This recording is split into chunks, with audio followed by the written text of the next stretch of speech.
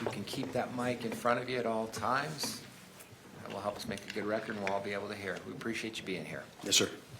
Ms. Thomas. Thank you, Judge. Good morning. Would you tell us your name, please? It's Officer Norman Robinson, How do you spell your last name? Robinson. And it's probably fairly evident to the jury what your occupation is, but I will ask you for the record to tell us that. I am a police officer for the Lone Peak Police Department. Excuse me. Okay, how long have you been with Lone Peak? 23 months. And what is the jurisdiction of Lone Peak Police Department?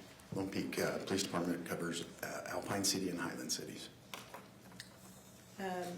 23 months. Were you involved in law enforcement before that? No, ma'am. What do you do to become a police officer? Well, in my case, I sold my company, decided to make a life change to serve my community.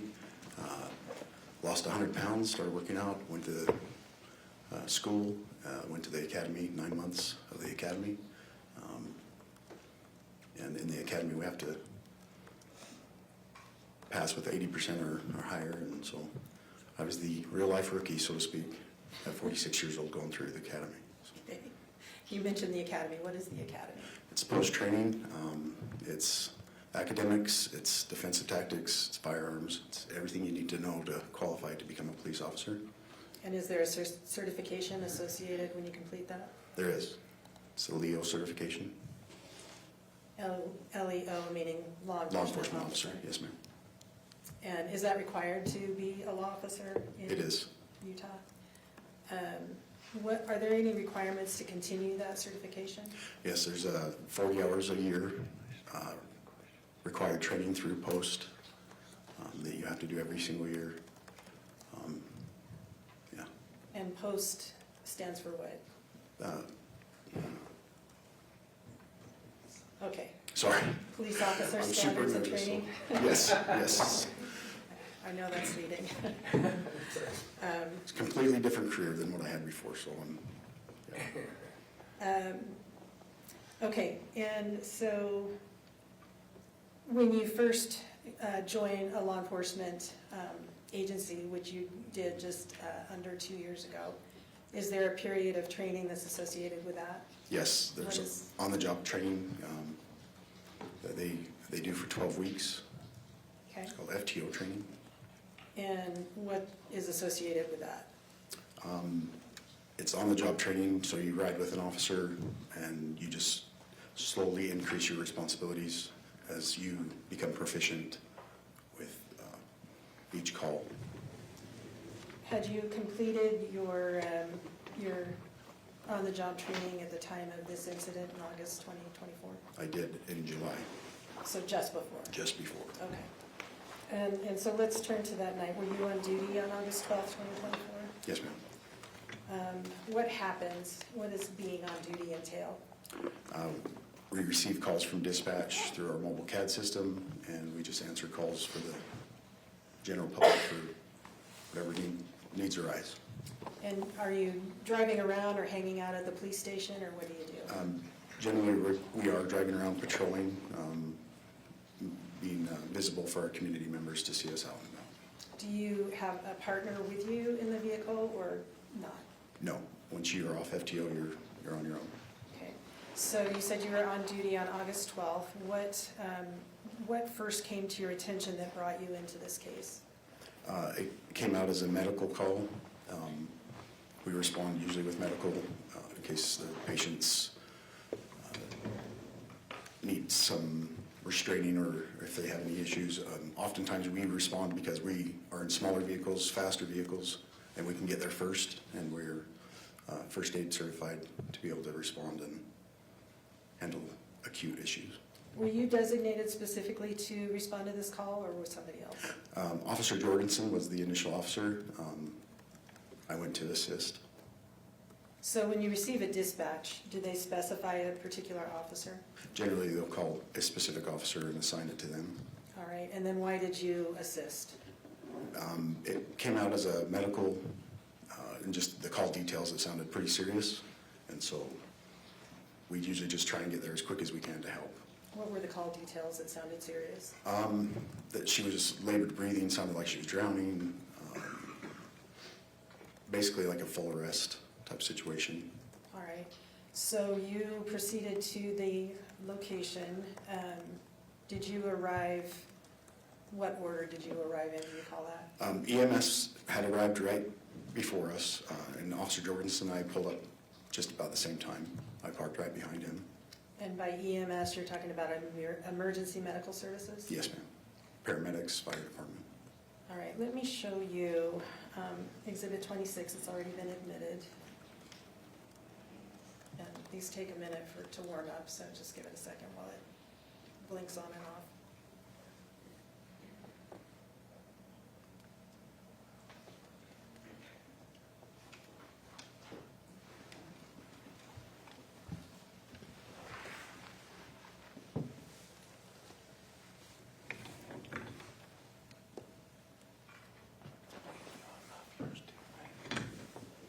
Okay, I think we've got it. Do you recognize this photograph? I do. What is that? It's the home where Kacee was staying on Stevens Lane. And that is where you responded on August 12, 2024. Yes, ma'am. What time of day did you respond? It was in the evening. It was dark, probably around 2100 hours. 2100 being 9 p.m. That went away. No, not yet. When you pulled up, you see a sort of a half-circle drive in front of the house. Yes, ma'am. Were there any vehicles parked on that half-circle? It was dark, and I'm unaware if there were any vehicles parked there. All The right. lights were flashing, and so You don't remember one way or the other right now? I don't. My focus was getting into the home to help with the patients. Okay. Where did you and Officer Jorgensen pull up? There is a field to the east of the home, and we parked right in front of the field. And to the east would be to the right-hand side of this photograph? Correct. And where was the EMS vehicle, the ambulance? So where we parked is the field, and then the driveway, there's a long driveway that goes on the side of the home. They pulled up just past that driveway so they could back in an ambulance into that driveway. So, All right, so when you arrived, EMS was on the street? yes. All right. Did you see any other vehicles or people coming or going from the house? I did not. I saw several sets of headlights, but again, it was dark, lights were flashing, and my focus was to get to the patient to help. Where did you go? You can turn it on. Thank you. So along the long driveway is the attached garages, and in the first garage, set of the large doors, just inside the garage is a set of stairs that go directly to the basement. And is that where you went? It is. I followed a paramedic carrying some supplies. He was carrying some supplies, and I was following right behind him. And do you recall where Officer Jorgensen was? Is he ahead of you or behind you or something I else? don't recall at that point. All right. So you followed EMS into the house. Where did you go? I continued to follow them through a kitchen area, a small living area. To the left is a hallway. Directly at the end of the hallway was a small bedroom. And Let me stop you for just a minute. Was this on the main level of the house? no, ma'am, that was down in the basement. All right, so you went into the basement and then you described a kitchen area, a small family room area, and a hallway. Correct. And then what did you see? I saw 4 to 5 paramedics, EMS, working on Kacee on the bed. It was kind of a small room, so I stood in the doorway, just kind of to be there for a pass-off if they needed help with CPR or anything like that. Okay, what is a pass-off? So as they initiate CPR, it's quite strenuous on the body for people to do, and so we trade off to make sure that the compressions are correct and nobody gets exhausted during that time, so the patient's getting full care. Okay, did you need to participate in CPR at all? I did not. Okay. And you mentioned Kacee. Was this somebody you knew at the time? I did not. And so that is a name that you came to know later on down the road? Correct. Okay. What was her status as far as you could tell when you first looked into the room?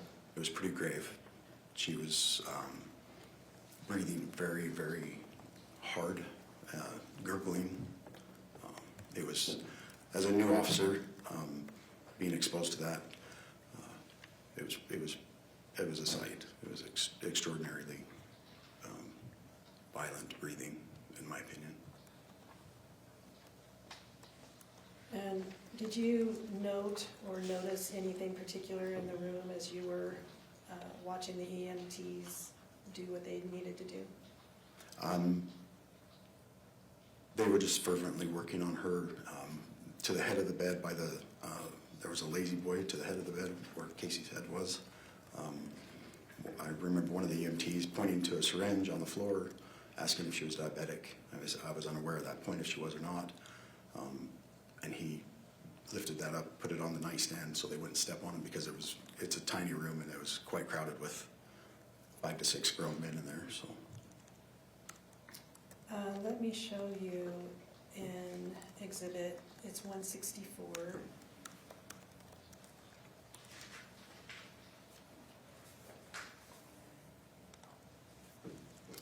And do you recognize that photograph?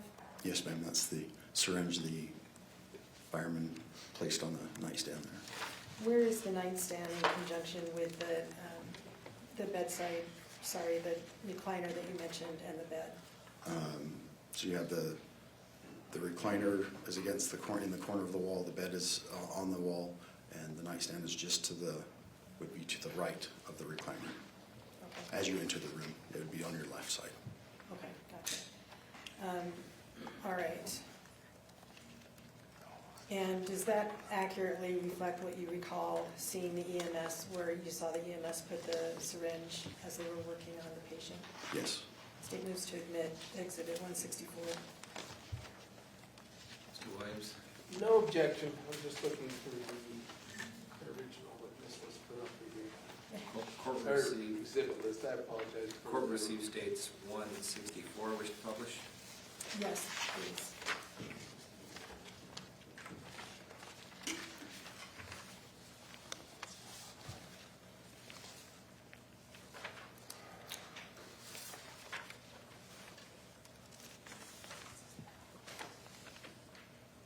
All right. How long were you there, standing in the doorway before EMS completed what they needed to do? I went back and forth down the hallway, keeping the hallway clear for them, so if they needed to go in and out for medical supplies, also to ensure some privacy for the patient because they did have to cut her shirt open. All right. And how long before what did they ultimately do with the patient, with Kacee? I believe it was 10 to 15 minutes of patient care on scene. They ended up transporting to the hospital. What did you do after the EMS left with the patient? Officer Jorgensen and I, he collected a statement and I assisted where he was the initiating officer. I just assisted where he directed me. They started to look for medications, anything that could help the hospital with patient care. So medication bottles, things like that. What did you observe in the room in that regard? There was an enormous amount of medication bottles. Were those collected? The empty narcotic bottles were collected, I believe. All right. And did you yourself do any searching of the room at that time? Her uncle stated that if she had any last will or testament or DNR sort of document, it would be in a blue case in the closet. So I was directed to bring that down and to shuffle through there to see if there was any documents like that. Did you locate a blue box or case in the closet? I did. Directly, as you come into the room, directly to the right, there was a closet with some bifold doors, or a door. I located the blue box, pulled it down and set it on the bed, opened it, and started to shuffle through. A lot of documents were in there. So. Did you find anything that you were interested in as far as you were looking for that night? I could not locate any specific DNR paperwork. There was a single envelope with a name on it that I thought was interesting or suspicious, so I. Why did you think it was interesting? I had the task, Officer Jorgensen gave me the task of calling Casey's sister to find out who was in the residence with her earlier, and that person's name was on the envelope. So, Okay. And would that person's name be Meggan Sundwall? yes, ma'am. What did you do with the envelope? I put it back in the box. Did you open the envelope? No, ma'am. You said you were looking for DNRs or anything of that nature. Did you find any such thing in the box? No, ma'am. In your training and experience in law enforcement, have you come across people that had DNRs? Yes. And what was your experience with how they are stored or located? Generally, DNRs are located somewhere very visible for EMS to see, generally on a fridge, magneted to a fridge, or on a nightstand near the patient. So there was nothing in the room. All right. Did you happen to notice whether there was a box or a basket of snacks in the room? No, ma'am, I didn't notice that.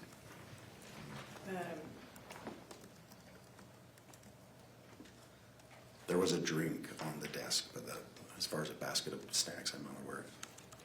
The drink on the desk was at the same table that we just looked at, or is that a different, No, it's a desk to the far right of the room. on the opposite wall from where Correct. you saw the syringe? Yes, ma'am. All right. Did anybody wait or speak to EMS that you noticed that had been present at the time of this medical emergency? No, ma'am. I was told by her uncle that there were some people in the room with her while the event was going on. Just through the chaos of the scene, the EMS stated to me that there were 2 vehicles in front of them when they pulled up. So that was the only people that I knew of that were still, that were there, that were not present at the time, though. In your training and experience as a law enforcement officer, is it typical for people to leave the scene when a medical emergency is happening? No, not at all. Why is that important?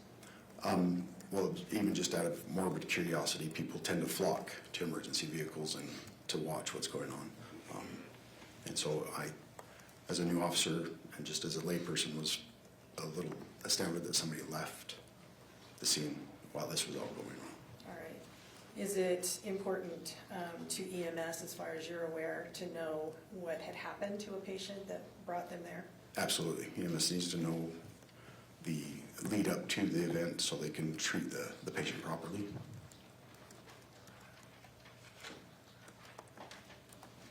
How long were you at the home before you left? Approximately an hour. Okay. And what was happening when you left? We had collected the empty narcotics bottles, prescription bottles, spoke with the uncle, shut the door to the room, and as far as I'm aware, the on-call detective had been notified, and the on-call, or the on-duty sergeant had been notified. Did you also, you said you collected the narcotic bottles, did you also collect the syringe that you noted? Correct, yes, we did. What happens when you collect items? I just assisted bagging them up. Officer Jorgensen, since he was the initial officer on the scene, he takes them back to the station and then books them into our evidence lockers. From there, it goes to our evidence tech, and I'm not sure. Is anything, when you bag them up, what information is included on the bag as far as where they were located? So it's where they're located, who's taking responsibility for them, chain of custody, so Officer Jorgensen, and then they get transferred to a more physical or a sealable bag at the department, and then entered into a locking locker that once it's locked, we don't have access to it. Okay.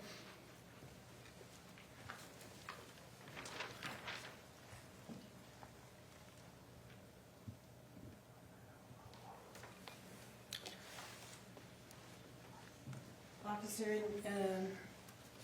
in your training and admittedly fairly limited experience, have you responded to other medical emergencies or situations?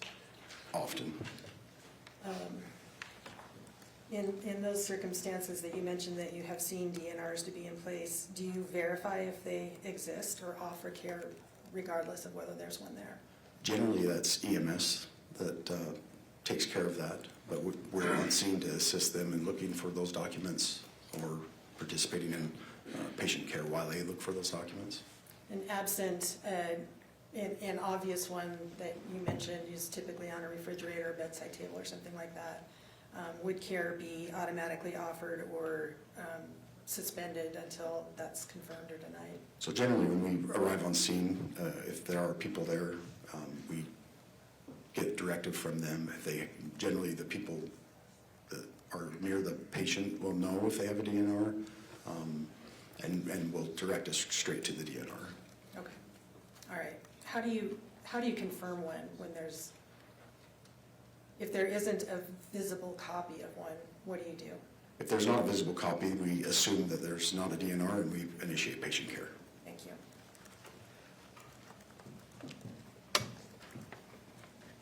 Mr. Williams. Morning, Officer Jorgensen. Officer Robinson. Robinson. We're going to talk about Jorgensen, sorry. But let's just be clear of the names, because when I screw them up, you can correct me. 3 officers from your department ended up there on the scene, essentially working together to do whatever you thought was appropriate on the scene, right? Correct. Okay. And Jorgensen was the agent at that time, the case agent, right? The initial officer, yes. So he's sort of in charge, if you will. Correct. And then there was a Osborne, right? Correct. And then there was yourself. Correct. And you arrived first, even though it was Jorgensen's. We arrived at the same time. About at the same time? Okay. I pulled up directly behind him as we. And at this point, you've been 5 months out of training, right? You've been 5 months out of FTO? FTO. No, I was a month out of FTO. Oh, 1 month. Yes. 5 months out as an officer. Yes. So you've been... 4 months on as an officer. You've never responded to seeing anything like this in your police career at that point, right? Not in my police career. No, sir. I was a CNA when I was younger. Worked in nursing homes, things like that. But I mean, in a law No, enforcement not in law enforcement. Because we're going to talk a few things, and I kind of want to actually give you an out right up front. You were new, Yes. right? So what I'd actually like to quickly do here is, let me set this up in a bit. You're issued body-worn cameras, right? Correct. Body-worn cameras in your department are worn on the shoulder, and other than that, obviously, body-worn camera is to pick up whatever you can that you're looking and seeing at as you undertook this nearly an hour activity, correct? Correct. It's a absolute requirement of policies and procedures that you initiate your body camera under these circumstances, agreed? Agreed. So you did, right? Yes, sir. And then you turn off your body camera at the end of this activity. In other words, when you're going to leave the residence, is that when you decided it was, Yes. you could turn it off? You were also issued telephones, right? Correct. And those are telephones you could take evidence with, correct? Correct. For instance, photographs. Yes. We're going to get to all that in a minute, because I know that you know what's coming. That even though you followed your body cam policy, created an entire body cam that we could review and see exactly what you did, it got destroyed before this trial, right? Yes. As a matter of fact, and you didn't destroy it, right? No. What you did is you logged it, you uploaded it to something, because that's what body cam footage is supposed to be done with, right? Correct. Now, when you uploaded the body cam video, it sounds like we've uncovered the fact that you uploaded it with the wrong tag, is that right? No, sir. So when you uploaded it in the manner that you would expect to go into evidence to be used for a criminal case, right? No, sir, at that time, it was a medical call. Right, so I guess that's my point. When you uploaded this, regardless of whether it was a medical call, you're required to take that evidence. Can we agree body cam evidence is pretty important? Yes, sir. And that's why you have policies that require that you take it, you use it, you keep it on, and you preserve it, right? Correct. And so what did you do to preserve it? I uploaded it and tagged it as, according to my training, that it was a medical call, the patient was still alive and transported to the hospital. At that point, I had no idea if the investigation was gonna go further or not, so. Okay, that's what I'm getting to, and maybe maybe it's my fault, but you tagged it as medical. And is it your understanding, or was it your understanding at the time, that that made any difference in terms of it being preserved as evidence? There's a specific time frame that our Axon keeps specific tags on record. What is that? I'm not sure on their policy as far as the timelines go. Again, I uploaded it and tagged it as to my training as it was a medical call, and that's what I tagged it as. And you know that your police office took this case into a police investigation, criminal investigation, within a day after you were at that room, right? Actually, I believe that was my Friday, so I had 3 days off. I'm not 100% aware of what goes on with the case when it goes to investigations. At any rate, Jorgensen was there and had a body cam, right? Correct. We still have his, right? Correct. Osborne was there and he had a body cam, correct? Correct. We still have his, right? Correct. And I'm not trying to beat you up on it, I'm just trying to help everybody understand and give you an out, actually, that you uploaded it in a way that it could have been preserved, but apparently tagged for something that purged it at some point. And that's why you haven't been able to review it even yourself, right? Correct. Okay. But you did review, I mean, at least we have a couple other officers, and they were around in the same room, house, area, vicinity of you, that you were in, right? Yes, we were all together. So at least we have theirs, and in fact, didn't you review Jorgensen's Yes. body camera in preparation for today? I did. Since you didn't have your own to review, fair to say. I So- also read the report from Detective Farney. She reviewed the body cam, so Yeah, Farney got to see it before it got destroyed, right? I believe so, yes. Okay, and I apologize, Detective Farney got to see it, I'm sorry. Okay, well, what I'd like to do is play a little bit of Jorgensen's, because did you know, I mean, were your responsibilities essentially mostly finished in this case after you left the room? Yes or no? When I left the room, yes. Yeah. Then,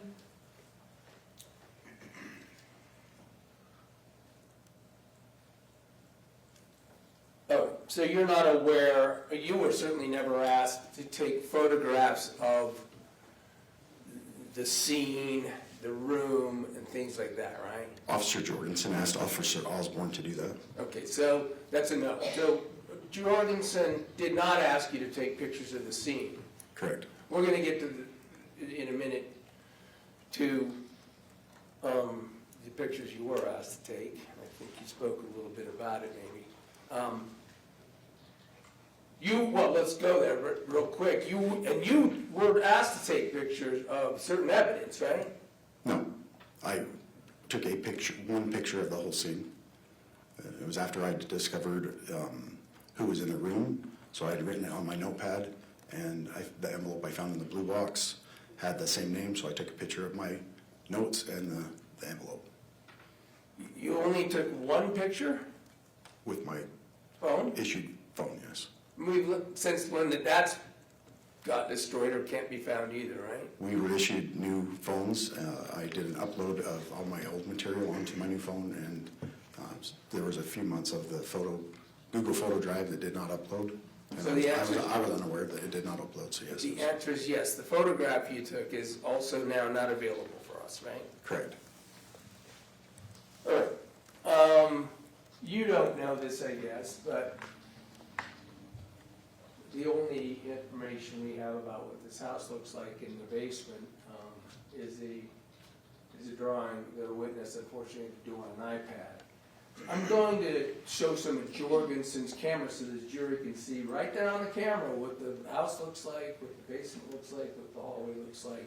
And I'm going to ask you to confirm that it's what you've seen too for foundation, unless there isn't any objection to playing. I don't object to that. Okay, and we're going to do it without the sound. Purpose of playing this is to show what you did and saw, and then we'll talk about what you heard and learned, okay?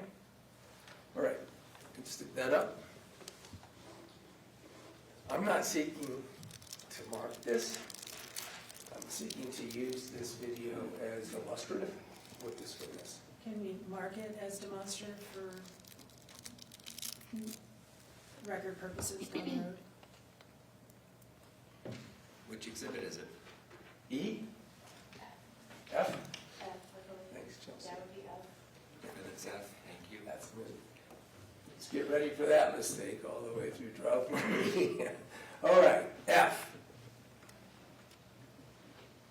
Go ahead and play F. It looks like, well, we don't have it as a clip, so I will make a record of the count number on the video for the Exhibit F record reference. We're going to play it without volume. First of all, let's just start here. Does this, well, move, it's published. This look like Jorgensen heading down the stairs after going through the garage and heading down into the basement area? Yes, sir. All right. And so this is the same thing we would have seen if they had preserved your body cam. Correct.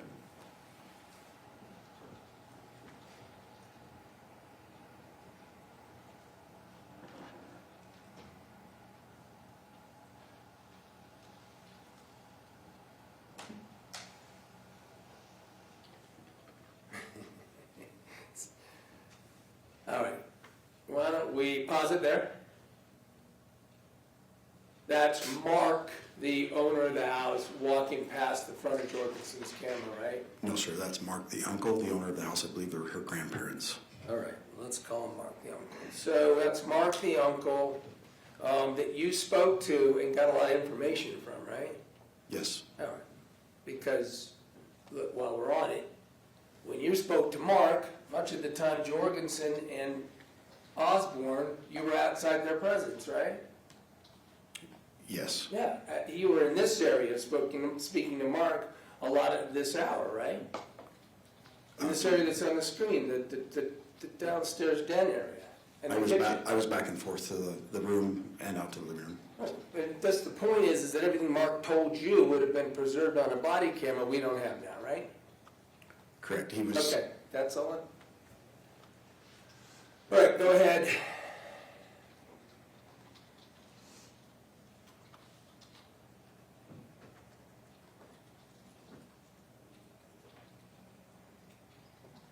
All right, we're walking down. You can see Mark's father there on the left with the red cap, right? Yes, Newell, that's Newell, right? yes, Now you found, by the way, a whole bunch of Newell's prescription medication and opioids in that room eventually, right? correct. That was EMS, there goes Mark, right? Yes, Here you are talking to him, right? yes, And of course, we don't know what he's telling you, at least not in form of a recording. Well, actually, that's not true. That's not true. I take that back. This is Jorgensen's camera. correct. So we do know this discussion that was happening because it's being caught on Jorgensen's camera, right? Correct. Now, during this discussion, Mark is giving you information about, he's already talked to Kylie, who has stated that she thinks Meggan was involved in poisoning her sister, right? Correct. And Mark has already said, so we don't know if it's some suicide or assisted suicide or she murdering, and all of these theories and suspicions have been told now, are being told to you by Mark, right? Yes, All exactly. right. just want to be clear that at this point in time, there's reason to believe it's not just medical, there might be police work to do, right? It's third party, so essentially it's kind of hearsay. Well, sure, you begin investigations on hearsay all the time, right?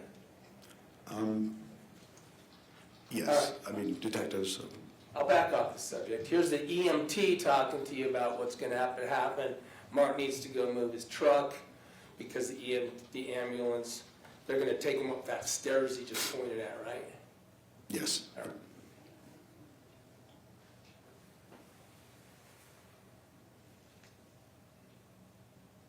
You're off the picture. This is Jorgensen talking to Mark, right? Correct.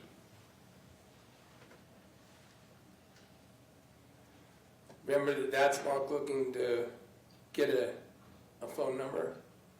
Yes, At the time that you were there, a call to Kylie had happened, right? correct.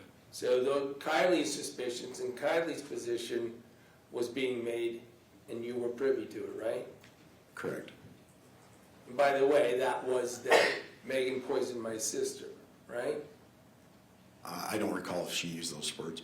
Did you know at this time that you just talked about calling to leave the scene of medical? Did you know that they'd been ordered out and that they were going to call the police if Meggan and her father and her mother didn't go?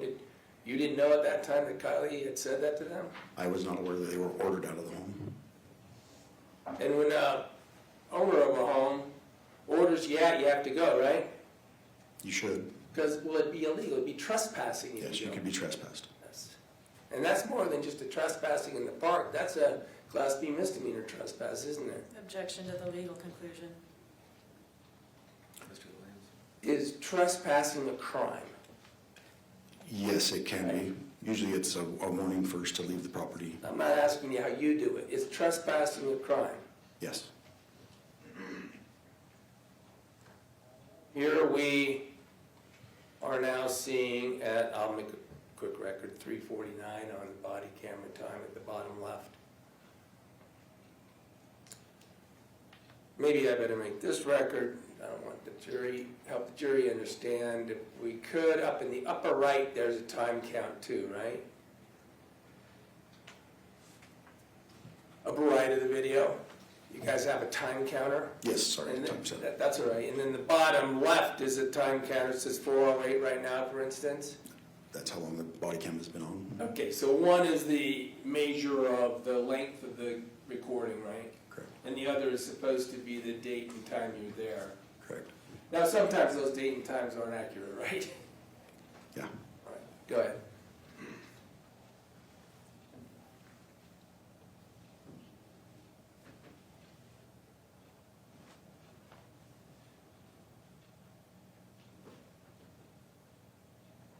All right, here we go, Jorgensen walking back over to Dan. By the way, that's Newell's wife, Mark's mother, that is standing with Newell there in the red cap, right? I believe so, yes. Downstairs.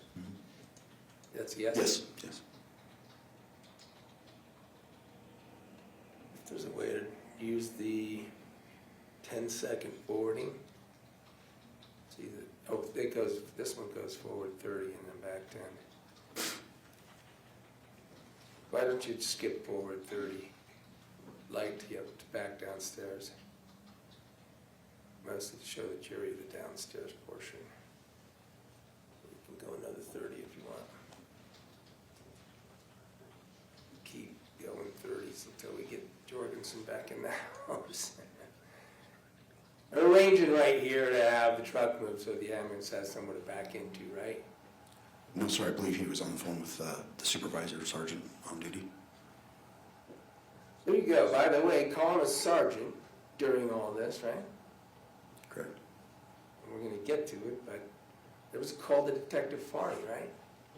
I'm unaware. I didn't make the call, so I'm unaware who or if she was Maybe called. you weren't in the room. Fair enough. 'Cause Correct. this is- I don't know what you did. I don't have your camera.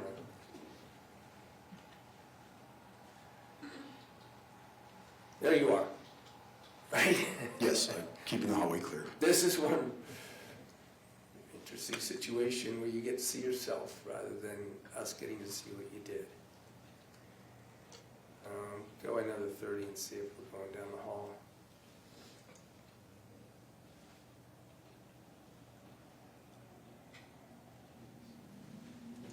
Keep doing that, I guess. Another.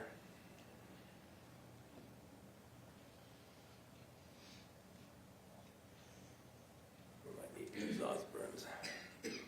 Okay, back another 10 or so we can see him walk down the hall maybe. Sorry, Marissa. All right, let's see what happens here as Jorgensen. So we can see what I want to be able to see what this house looks like. Okay, now we're gonna, there's the hall down to the room at the end of which the patient is, right? Correct. That we know is a decedent. So here's EMTs, 5 of them are in there, right? I believe so. That's Osborne on the left. Yes.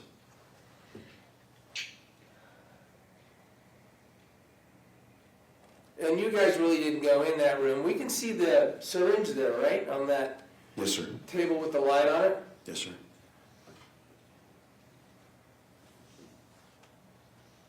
Get a little bit of the room. You guys don't go in there because you don't want to interfere with EMT work, right? Correct. By the way, the EMTs never asked or any question to you about a DNR. Correct. Generally, they're That's all visible. I have, is we're gonna move quicker. Back out to the den, all right, let's see if we can forward even dragging, if you'd like, Marissa, to once the EMTs leave. I have my timestamp transcript too.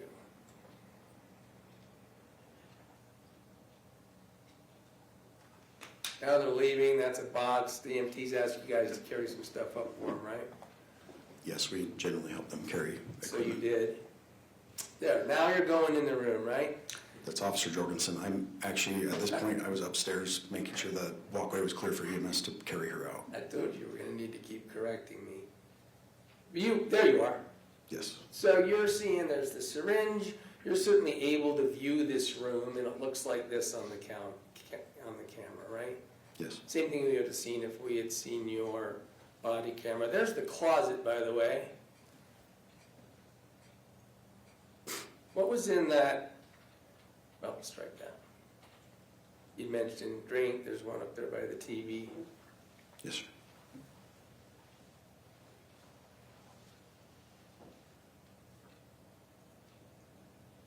That's the bag you're putting the syringe in, right? Her phone, I believe. Oh, that's her phone. You gave that phone back to Mark, right? I believe Officer Jorgensen did. There's some clothes, you understood those to be clothes that Kacee Terry had been wearing, right? Yes, they were cut off her body. And it was basically sweats, right? I believe it was like a tank top. That green one. Yes. But over that, she was wearing sweats. You don't know. Yeah, I can't recall. Fair enough. And then, go ahead.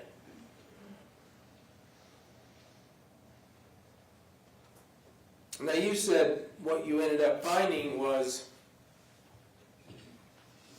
a massive amount of prescription pain pills, oxycodone, right? Officer Jorgensen, Officer Osborne discovered those, yes. I mean, the three of you, knew it, right? Yes, I was You were aware. in that room when they were finding them in the drawers, finding them in the closet, finding dozens of pain pill bottles, right? Correct. And it became clear in your investigation, the three of you there, they even had Newell's name on them, right? Correct. Many of them for opioids, right? Correct. I mean, when you told Mark about all these drug containers that you found in Casey's room, he was surprised, wasn't he? He acted surprised. He can't say whether he was surprised. He acted that. I recall him saying that she was suffering from some ailments and that she was taking care of Newell's medications, so. Taking care of them, all right. Having them in a room and empty bottles. Those bottles were empty, right? Almost all of them The were majority empty. of them were empty. You remember Osborne saying he thought he had about 1,000 missing oxycodone pills? Yes. Osborne's looking in the closet now, right? Yes.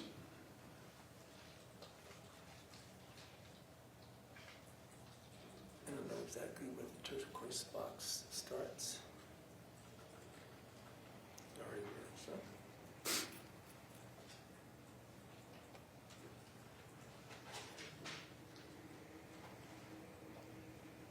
You mentioned this turquoise box, right? In the closet? Yes. Yes. I'm going to get to that subject because that's what we were talking about. You looked through that, right? I skimmed through it, yes. You just skimmed through it, in fairness, right? You didn't, you're just arriving, you're told maybe something might be in there of some importance. Is that fair? Yes. Okay, so it was, I think you said Jorgensen asked you to do that. Yes, it was, We're going to get to seeing you do it. By the way, now you're seeing the pain pill bottles that were pulled from that drawer, right? it wasn't just pain pills, but yes. I'm sorry, medication. Fair enough. There were some other kinds of medication. Yes. with you, right?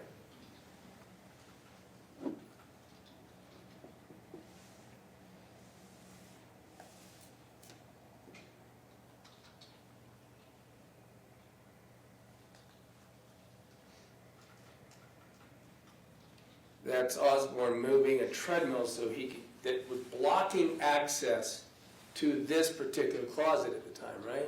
Correct. You could not open those closet doors without moving that treadmill device. Agreed? Osborne could not, yes. Well, anybody couldn't. They'd have to move it, right? Yes.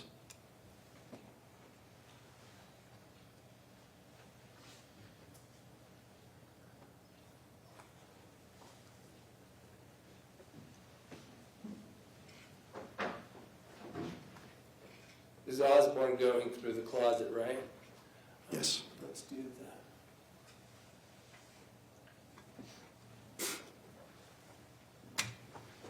We can go back there.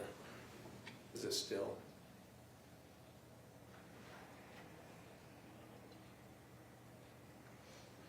Okay, here we have you reaching up. In a second, we're going to see more fully, but that's the turquoise box, right?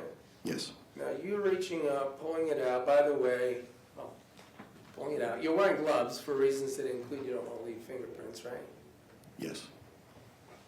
Certainly, even at that point, and as you sit here now, you realize that a smooth surface like a box would be a good place to try to get fingerprints from. Might be.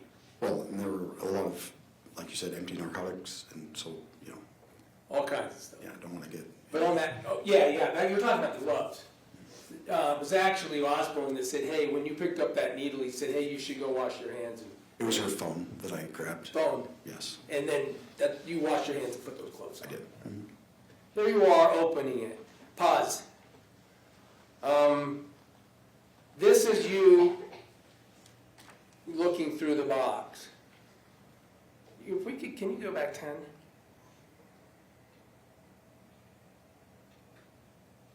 Now, did you know, or have you learned, that Meggan Sundwall had been told by Kacee that there were things for her in this box?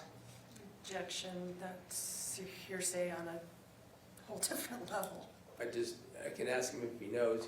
It's not going for the truth of the matter, sir. It's going for the involvement of the officer. Overruled.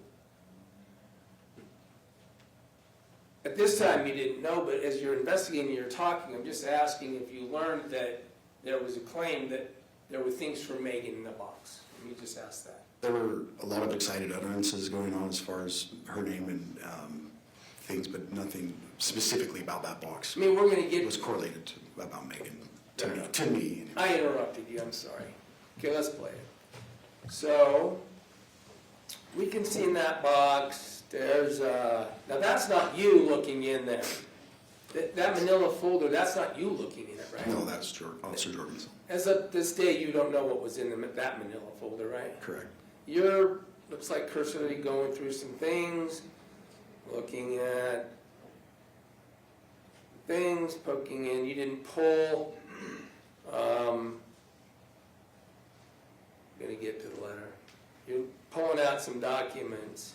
Now, of course, at this time, I mean, you don't really have any specific consent to search those items, right? Her Uncle Mark gave us consent to look in the box for a DNR, just for patient care.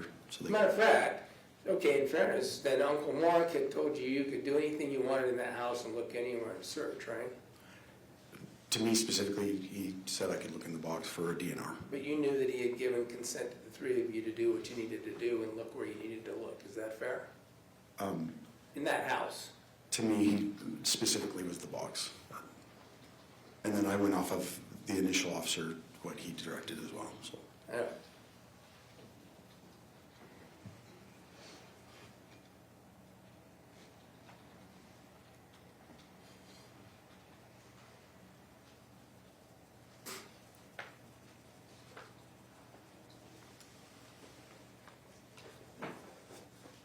All right, so you've got some manila envelopes, you stick them back in there, going through, looking at papers, so that's obviously Jorgensen standing there recording it, so he's looking at them too. Thumbing through some letters, it appears to, notes, maybe cards. Is that what you saw in there? Yes, there was a lot of miscellaneous papers, so we were looking for a specific medical document. All right. That's all you were looking for? Yes.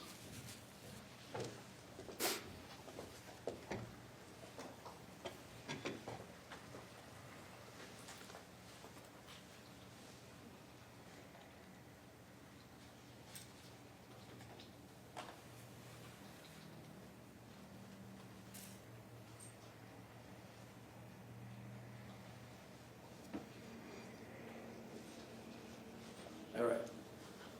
Well, I thought we were done.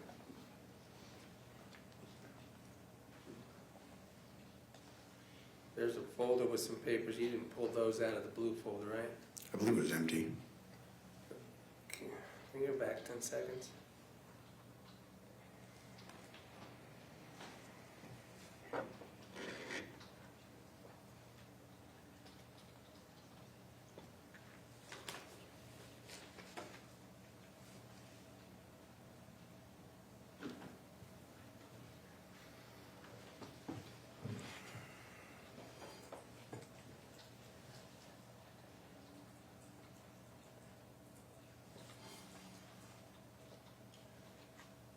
I think we probably didn't get back all the way to it, did we?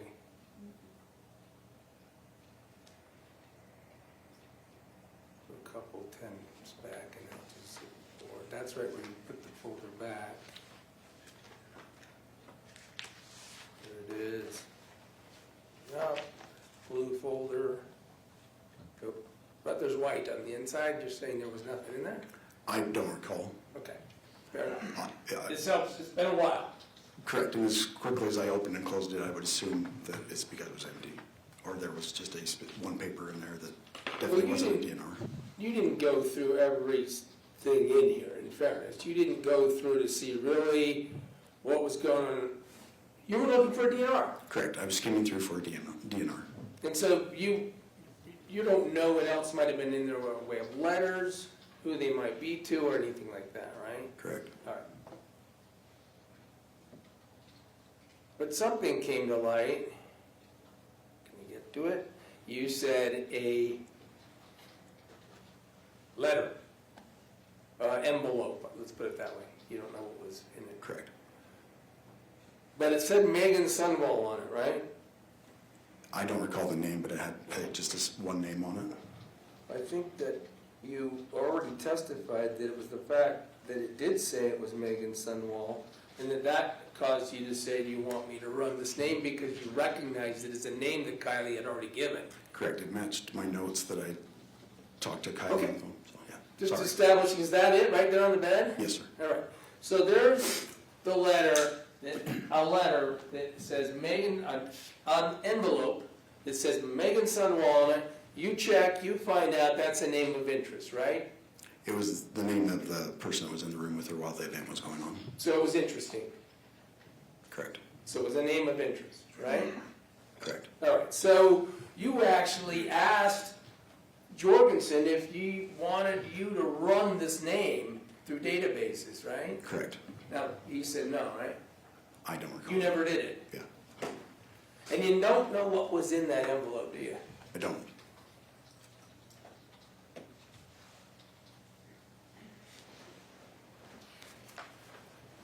Again, do you recall that, oh, I think you already said, during this time, calls were made to your sergeant, right? Officer Jorgensen, yes, was in contact with Sergeant. And a call made to Detective Farney. I'm unaware of who called Detective Forney or if she was called at that time. You weren't in the room? I wasn't privy to that, no.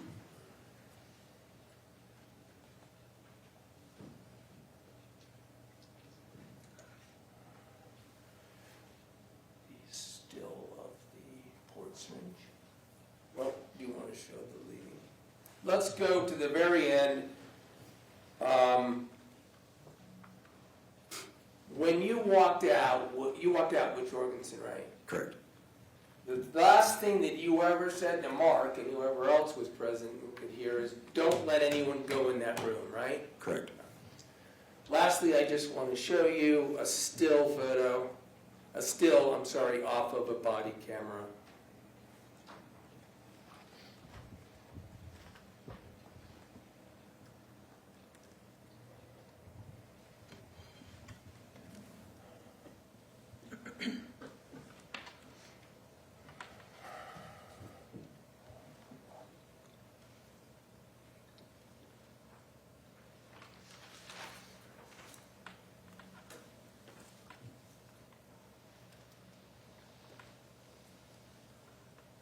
Switch your media.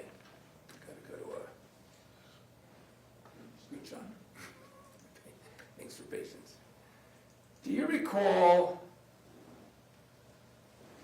This shouldn't be published yet. Thank you. See this? You recall standing there? We saw Osborne going through, and Jorgensen to a certain extent. The left-hand closet where it was blocked by the treadmill, right? Yes. You recall that this is the closet that is depicted here on what I'm going to call defendant's G. From that picture? Yeah. No, sir. Do you recall seeing that? That's a close-up picture of medication. I can't there's definitively say that that was the closet just by that still picture. There's something in front of it, right? There's a syringe. Is that right? Yes, there's a syringe on the shelf. Did you ever collect that syringe as evidence?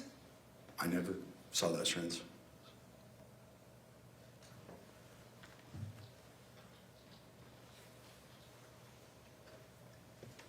Do you know where that is in time on the video?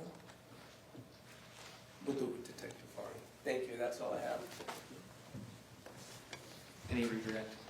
Sue would move to admit that in Defense Exhibit F, The video. the video.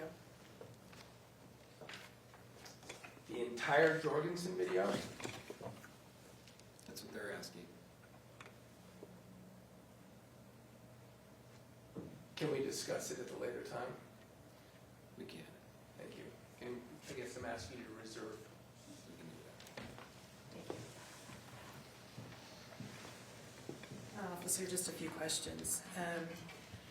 As part of your training with Post and through the academy, was writing reports addressed? Yes. What are your instructions with regard to writing reports? Basically, it's who, what, where, why, when type of situation. Is it important to note down what you noted about any particular scene? Yes. In that video, we saw you holding a little small notebook. What is the purpose of that notebook? It was just to take a name and phone number down, or just a name, just any notes that can go to later. All right, and did you write a report in this particular case? I did. Did that accurately reflect your recollection of your conversations and what you did and what you saw? I wrote a general report for a medical call because I didn't know. It was, again, it was a lot of hearsay, like a third party, so I didn't know. At that point, I wasn't aware of how far this investigation would go. Well, let me clean up the question then. Did you write a report that reflected what struck you as being relevant at the time? Yes. Okay. What did Mark tell you that evening? Mark told me that he had seen Kacee that morning, that she was in great spirits. He had talked to her in the kitchen area. Everything seemed very normal and fine. Then he went off to do some things, and Kacee had a friend come over. At that time, he was unaware who the friend was. And then the friend was with her all day, from I think he said about 9 in the morning until 15 minutes before we arrived on scene. And that friend was no longer there when you arrived? Correct. All right. Did he tell you the name of the friend? I believe he said it was Meggan, because he got her name later on. All right.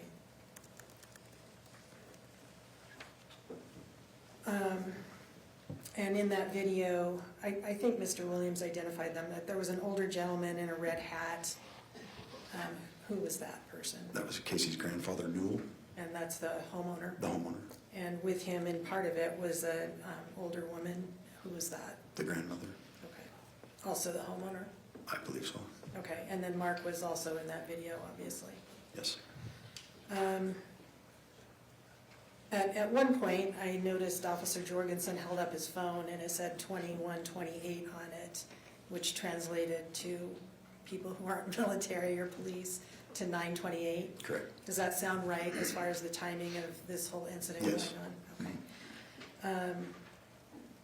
And Mr. Williams asked you about wearing gloves as you were searching that closet, and he mentioned that that is to avoid leaving fingerprints. That's what he said, yes. Would you agree with that? Yes. Did the EMTs also wear gloves? Yes, they come in wearing gloves. And in your experience with law enforcement, who else wears gloves typically when interacting with patients? Any medical personnel? You were on that video, obviously looking through that box. What specifically were you looking for? Mark instructed that if Kacee did have a DNR, it would more than likely be in that box. That was where her important papers were to Kacee. Okay, and you did not find a DNR? No, ma'am. Did you find a DNR anywhere in the room? No, ma'am. And in that video, it panned around a few times. Did you note any basket or box of snacks, treats, goodies? I did not see one.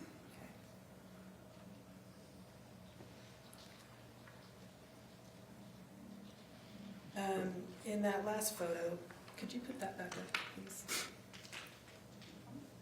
The last photo that you used, Exhibit G.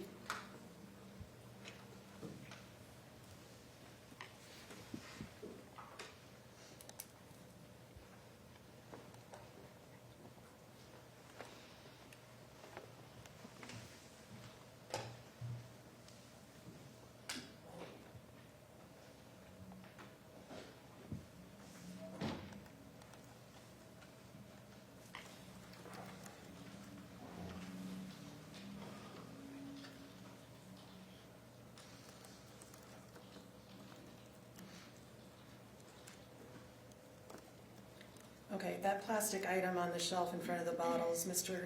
Williams referred to that as a syringe. Is that consistent with your recollection of what he just said? Yes.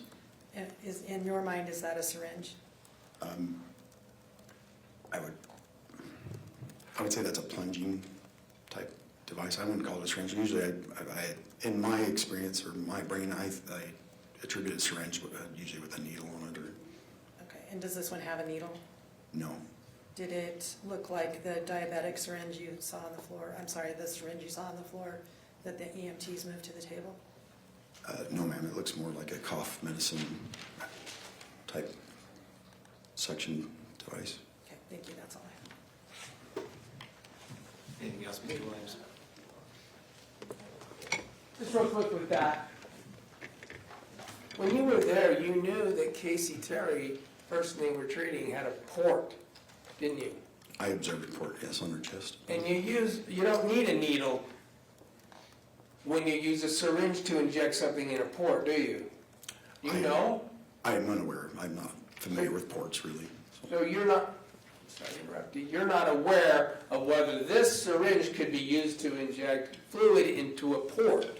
I'm unaware of that, yeah. I forgot a little bit, one more thing on the blue box. After the blue box was looked through by you, it was placed by Osborne on the floor in front of the closet, right? I'm not sure who placed it, Osborne or Jorgensen, but one of them placed it there, yes. And when you left the room, the blue turquoise box, when you left, was on the floor in front of the closet area. Can we agree with that? Yes. Nothing further. Does Thomas have anything else? No, thank you, Judge. Can we excuse this witness? No objection. Thanks for being here, officer. You can sit down. Thank you.